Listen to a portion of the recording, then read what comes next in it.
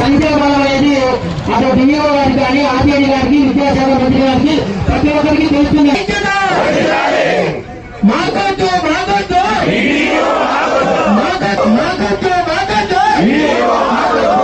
DO మంది వైఖరి DO మంది వైఖరి డిఓ మంది వైఖరి డిఓ మేనేజర్ని వెంటనే బదిలీ చేయాలి లేదా బదిలీ చేయాలి సస్పెండ్ చేయాలి. ఉపాధ్యాయుల ఐక్యత. దయచేసి నిలబడుకున్నటువంటి మిత్రులందరూ కూర్చోవలసిందిగా కోరుతున్నాం. ప్లీజ్ సార్ ప్రతి ఒక్కరూ సహకరించాలి. దయచేసి ఆ సైడ్ ఉంటే ఇచ్చేవాడు అయ్యప్ప కొన్ని రావాలి.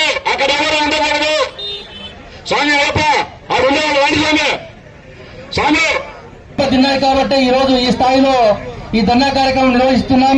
కాబట్టి మిత్రులందరూ కూడా వైపు ఉన్నటువంటి మిత్రులందరూ కూడా వేదిక కిందికి రావాలని కోరుతున్నాం.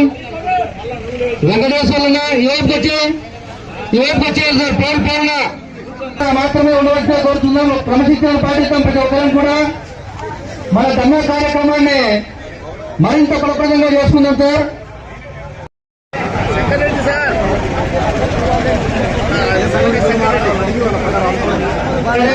సహకరించాలి. మనందరం కూడా మన ధర్నా కార్యక్రమం మొత్తం అందరూ కూడా ఆంధ్రప్రదేశ్ రాష్ట్రం అంతా చూడాలంటే కనుక కేవలం మీడియా ప్రతినిధుల ద్వారా మాత్రమే సాధ్యమవుతుంది. కాబట్టి వారందరికీ కూడా మనం సహకరించాల్సిన అవసరం ఉంది.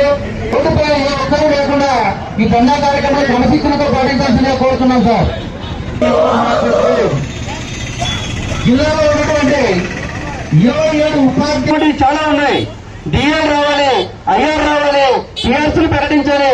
అయినప్పటికీ కూడా వీటన్నిటికన్నా మరీ ముఖ్యంగా మన ఆత్మ గౌరవాన్ని నిలబెట్టుకోవాలనేటువంటి ఉపాధ్యాయులను మానసిక చోటకు గురి చేస్తూ ఏ విధమైనటువంటి కారణం లేకుండా మనందరినీ కూడా మానసిక చోటకు గురి చేస్తున్నటువంటి ఈ జిల్లా విద్యార్థులు జరిగింది. ఈ ధర్నా కార్యక్రమం యొక్క ముఖ్య ఉద్దేశం ఒకటే, ఈ డిఈఓ ఈ జిల్లాలో ఏ పదవిలో కూడా కొనసాగడానికి అర్హత లేదు కాబట్టి ఈ డిఈఓ మాకు వద్దనేటువంటి ఒకే ఒక్క ఎజెండాతో ఈ ధర్నా కార్యక్రమాన్ని మనం